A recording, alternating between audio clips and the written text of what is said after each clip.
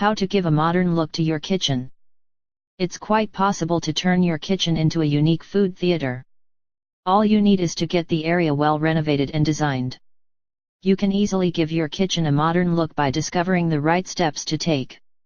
There are certain areas to look into and some considerations to make. Here are some of them. The kitchen walls. To give your kitchen a modern look, you have to consider the walls. You need to use tiles all over the walls.